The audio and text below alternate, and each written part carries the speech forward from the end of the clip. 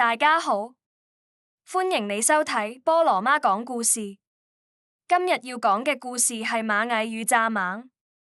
夏天到啦，太陽又大又熱，草叢入面傳嚟一陣又一陣嘅音樂聲。原來係蚱蜢喺度彈琴唱歌喎。佢一邊彈一邊笑住話：呢個夏天真係太舒服啦！唱唱歌，瞓瞓覺，人生一流。另一邊，螞蟻佢哋忙到不得了，佢哋一隊一隊咁搬糧食，排得整整齊齊。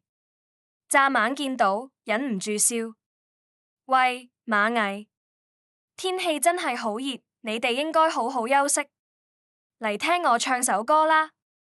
螞蟻邊搬邊答：唔得啊，冬天就快嚟到啦，我哋要快啲儲糧。蚱蜢哈哈笑，佢話：冬天仲好遠喎，依家唔玩，幾時玩啊？於是蚱蜢繼續彈琴唱歌，日頭咁過，晚上又咁過，螞蟻們繼續努力，日日忙住搬糧、起屋。時間過得好快，天氣慢慢變冷，秋天走咗，冬天終於嚟啦。雪花開始落，草地都冇晒食物，蚱蜢好凍，好餓，四圍揾都揾唔到嘢食。佢走去螞蟻屋前面敲門：螞蟻啊，可以俾啲食物我嗎？我真係好餓啊！螞蟻打開門，望住佢話：夏天嘅時候，我哋叫你一齊儲糧。你話要唱歌，依家你知冬天有幾凍，幾辛苦啦。蚱蜢低低頭，後悔到眼濕濕。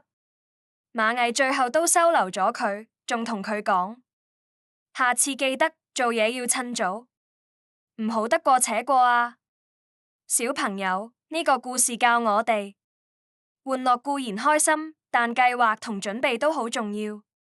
菠蘿媽學識咗，有時候勤力未必即刻見到成果，但有一日就會突然發現同知道，努力係唔會白費嘅。記住啊，今日嘅努力就係明日嘅收成。如果你鍾意呢個故事，或者你覺得呢個故事講得好好聽，不如俾個讚好同埋訂閱菠蘿媽講故事，鼓勵菠蘿媽繼續講多啲故仔啊！我哋下次再見啦！